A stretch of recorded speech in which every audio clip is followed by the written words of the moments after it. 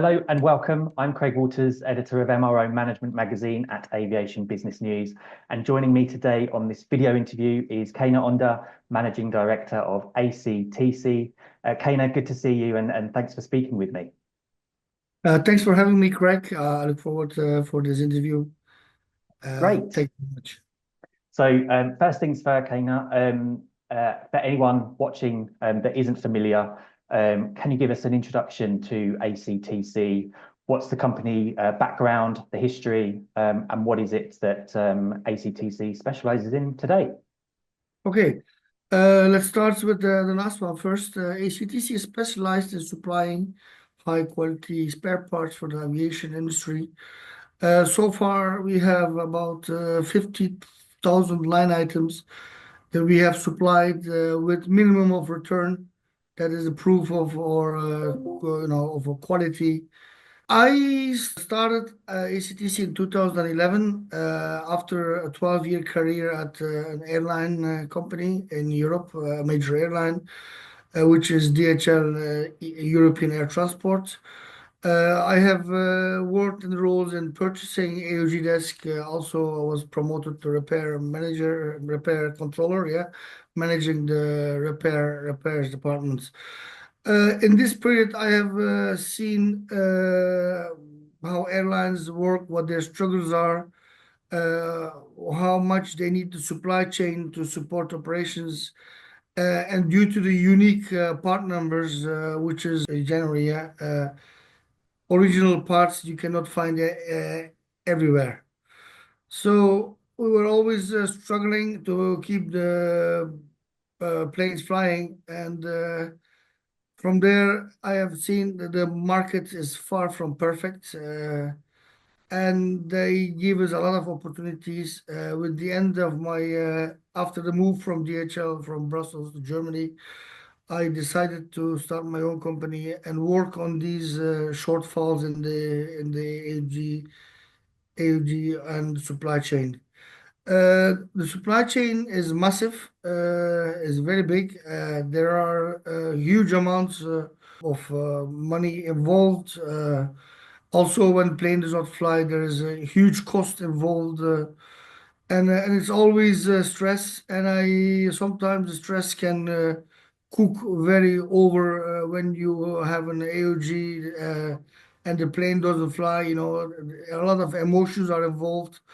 You can imagine the loss of cargo, unhappy customers, especially in the modern supply chain where the patients are waiting for his pacemaker, or another was waiting for his implants, or medical sector, and all these kind of sectors like industry, where expensive machine parts are traveled through air. Uh, in the cargo sector, also, for example, for passenger wise, where people needs to be on an important meeting, and COVID has proven that Teams is not sufficient to replace the face-to-face meetings and building relations. Virtual remains virtual, and you need to establish real connections. You need to still have the physical contact and physical meetings. Yeah, and with this background, and to wrap up, I started ACTC, and since day one, we have been growing constantly. It means we are doing something right.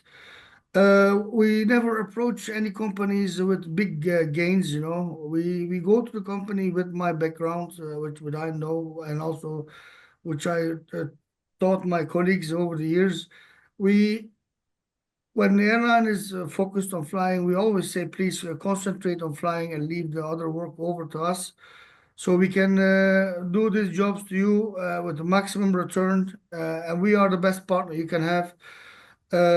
And then they can focus on their operations, and while we are in background helping them with their spare parts, for example, taking them in consignment, removing them from the dusty shelves and bringing them into or or care, and selling them at highest possible price at the right time, because as you know, technology is evolving so fast. If you miss the momentum, you can sell it at the price of metal, And yeah, and from that on, we got some consignment agreements, and then we started working with TNT Airways, and then followed, we signed a consignment agreement with Brussels Airlines, and then another one with DHL, and so on and so on. And then today we have many more contracts which I cannot disclosure. So yeah, and then from one the other came, and I needed some extra resources. We were only with 2, 3 people in Belgium before, so also due to the very labor intensive thing, and also Belgium being a very expensive country, I decided to go to Romania or Poland, or I looked into the Eastern European countries, and I found Romania, which is a very beautiful country in the Carpats, where the Carpats are also located. And I have established a company in Oradea, and I've trained the people there, where there was a lot of resources, a lot of manpower, and at affordable prices. This colleagues in Oradea helped us to grow the company. I am very grateful for them. And from there on, we saw we wanted to go a little bit more east. We opened an office in Istanbul to reach Middle East and Asia better. And then we have had a project in Madrid, and so on. We grow fast, and we have done another project in a short time. Yeah. Absolutely. Yes, in ACTC we have achievements. We have achieved and done a lot of aircraft dismantlings, consignments, inventories, consignment sales, engine operations, AP operations, landing gear operations, and name it up. I think there's time has come to that we open ourselves to new challenges, and where we can provide. I'm thinking of an MRO business, or even a line maintenance business, or something or maybe an acquisition or purchasing another company. We are looking into these fields, and the time will show. We stay humble, we work hard, and we keep working hard, and that is our strength. And it's I like it. It's fair marketplace. Everybody is free to work as much as they want, and what you see today is what you harvest tomorrow. That sounds Yeah, good. Yeah, rapid growth. So that's yeah, yeah, exciting. So yeah. just going back to your thoughts on the spare parts sector in general, Kano, and the state of the MRO industry as well. We know that spare parts are the backbone of aviation reliability. But as you say, in today's market, supply chain disruptions and fluctuating demand, etc. They're all perhaps shaping how parts are sourced and distributed. Yes. Would you agree? What's your thoughts? What are you seeing in the Uh, market right uh, now? my thought is it's like evolution. The market is pushed to right, left, forward, backward. But at the end of the day, it's like human evolution over the time. The market will always find its way out of this current situation, uh, because it needs to be sustainable, and the market is a living mechanism, I believe, which will at the end survive somehow. I see that there's a globalization going on, and many OEMs are buying each other. The companies are getting bigger and bigger. It doesn't matter how big they are, how bigger they are, how less control. Maybe they are bigger in volume, but I'm sure the service is not getting better for the airlines. Only the price increases, and that's why it's very. My advice to the airlines is that they have to they need the little man with the bolt in his hand, because when the big ones are only after big monies, and also developing already the next generation products, they forgot what they produced 20 years ago, because after 25 years of support, they have to provide as per contract to the airlines, to the OEMs, aircraft OEMs. Then the planes are flying another 20 years without really good support. And then, you're depending on the surplus markets. And I see that everybody is trying to kill the surplus markets. Boeing started purchased Avial, started selling bolts and nuts. I think that's not their main business. I think their business, they are struggling to making airplanes. They cannot make airplanes, but they become suddenly a parts company. And I really would appreciate that you broadcast this. If they would spend their energy and quality, and maybe they would not have these problems they had today. They have 10,000 of stuff in, maybe 10,000 or 1,000, I don't know, selling bolts and nuts. That is what disturbing me. Not disturbing me, but you cannot have everything. For example, we see Honeywell coming into the aftermarket. They start dismantling parts. The aircrafts, this is what people do. And for example, Airbus have now Satair, which has some monopolies and some things. They are selling parts for a double price to the normal company people, and they sell it to the half price of to the airline. I say, what does it matter? Because at the end of the day, there's only very few dual use parts. The airline pays the high price. The cost is always for the airline. So better, my advice to the markets and is that we work together with let each other work, live. Let the small companies do not compete in the field with small companies, because you will suffocate them. And then, once you and you don't deal with surplus, and it's not there's not much profit involved like manufacturing parts. So I think everybody should stay in the core business, what they are specialized for is, and that's what also the modern economy universities studies have proven. And there's many published a documentary about just-in-time management and these things. So I have no problem with companies buying each other. We should avoid monopolization and avoid discrimination. That means where big companies do not give the MROs access to their CMMs, while they don't have any alternative. So they don't give the access to their CMMs. Most of the OEMs cannot handle the flow, even if they would get the parts. So so the problem is, I see that more and more OEMs they are revoking their incompetence on the aftermarket. They're blaming them for many things, while they are so big, so heavy, and sometimes far away, unrealistic. So my advice is that to work on themselves, make them better. An example is how companies like ACTC succeeds.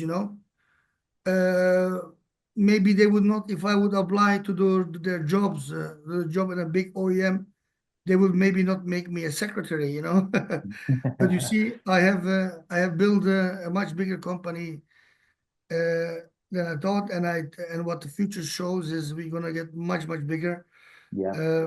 And we are on the way for that. And yeah, and I said, please, we need to work together, not kill each other, and not come into each other's terrains, support each other. It showed us the reason that aftermarket exists is mainly because of the failure of the OEMs in the past. Yeah. And there's a need for, if you see the volume of the parts that are in the hands of aftermarket companies like ours and others is much, much bigger than any airline or any OEM or any PBH provider or any. They cannot even come close to how many $1 billion of parts there are turning in the aftermarket industry. So it's something very respectable, and my recommendation to the airlines and to the OEMs is to respect that and to work in with these companies rather than to try to stop their business and start competing with them and focus Absolutely. on your main products. Yeah, absolutely. And you mentioned collaboration there, and at ACTC, you've got a good list of airlines that are customers. Turkish Airlines, Iberia, Air France, to name just a few. Yeah. Can you tell us about any recent standout accomplishments, any projects that have gone really well, and what's been Yeah. exciting for Yes. ACTC? So when I started my company, I had many dreams, like I would be very happy if I had a first consignment agreement. I would be happy when I had my first airplane for dismantling. I would be very, very proud to have, for example, Iberia as a customer. I have achieved all of that, and I went much more beyond that. So we have dismantled either our own aircraft or in cooperation about 17 or 18 aircrafts, A320s and 737, 757s. We have seven or more consignment agreements. So I cannot disclose that because of the contract conditions. And well, we have many dreams. We have done it, and we are became expert in it. And every time when we, for example, check the invoices or ship parts, I look where they're going. They're going to the 6, 7 continents. I don't know how many continents there are. Forgive me for that. So we are shipping to all around the world, and Air China to Australia, to Singapore, to America, South America, Africa, name it up. We have very loyal customers, big customers like in Africa and in Europe. And yeah, I'm very proud of that. And we are also a company that's anticipating for the future. We have changed a lot of warehouses in the past, but we have started purchasing them now, and because we don't want to move location anymore, we like our location, and we have added now another 3,000 square meter warehouse. We expanded and we invested a lot, but it's impressive when people come. I receive really nice comments, and it makes me proud. And my team is very when my team sees these evaluations and things we are getting involved, we are very proud on. Absolutely. Yeah. So maybe worth mentioning to say we are now since 2018 running the AUG desk of an airline after hours between 5 and 8 a.m. in the morning. Also in the weekends, we are doing this for 8 years now, so all guys are really involved in airline operations, and also they are sitting in the airline itself. So they are sitting in the MCC room, listening to the action, the vibes.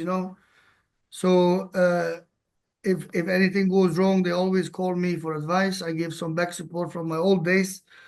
Yeah, in DHL EET, it was a growing company. I have done really a great experience there. I'm very grateful for that. Without the EET DHL, we would not be here, I think, having this interview. Fantastic. And with there's so much going on in the industry at the moment, and as you know, Kana, we're actually recording this interview just 1 week before this year's MRO Americas event in Atlanta.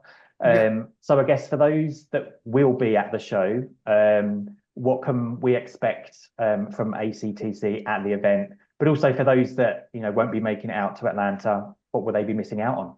Yeah. Aviation Week MRO is one of my favorite air shows. It's a very good attendance. by people, aviation enthusiasts, by airlines, by MROs, everybody. So we try to attend more all of them, and in Atlanta we have the chance to meet many of our customers, suppliers in one place. Otherwise, it would be impossible. Also, what I really love is when you are in the corridor and you bump up into somebody from 20 years ago, and you're just happy to see him again. It's I love people, and I love to meet people. And yeah, and we're trying to make appointments through the application they have. We're trying to get some consignment agreements or OEM distributorship.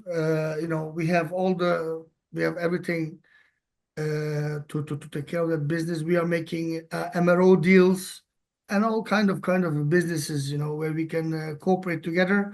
For people that are not there, yeah, I hope they are there next time. But anyway, we stay in touch with them, somehow. Absolutely. And it's a great show again all the time, all the year over again, over again. Yeah, it will be a big and busy show, I'm sure. And just to finish with Kana, I think it's fair to say that ACTC operates in a competitive market. So what's the vision going forward for the company? What are the company values? And how do these make ACTC stand out in the industry? What would you say? Yeah. So what I wanted to really say to the industry, is we are a very grateful company, and if you trust us, you will see that we will never disappoint you. We will work day and night to make it happen, and that's what we do. And everything became so simple now because we have done it many, many times before. Okay, from now on forward, it can only be better. And many airlines have very young people, or they have problems with keeping their people due to the pressure and the working hours.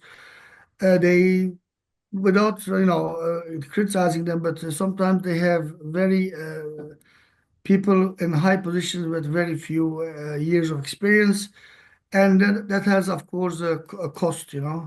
So sometimes it's better to contact ACTC for repair management or purchasing management or this and that. Maybe you will pay a couple dollars more than the market, but it will definitely save you millions and millions of dollars. It's all about vision. Not because you do it better. Please use the specialist around in the industry, the right man in the right place. So, Craig, before I want to add one more thing. Hmm? Uh, I said that it is a very grateful company. So when I used to work at an airline, I know companies that used to spend $10 million or $5 million or $3 million a year. So when we called them, for example, we had a part in their shop, or they had a part in their inventory. We need AOG. They were saying, "Oh, they are closed. They cannot come to work. Oh, I'm golfing. I'm sitting at my home watching TV or whatever." Of course, they're right. But if somebody spends 7 million euro a year with you, I'm sure it won't harm, to help that company for once, do an extra effort. And most of the time they're asking like, it used to be $200.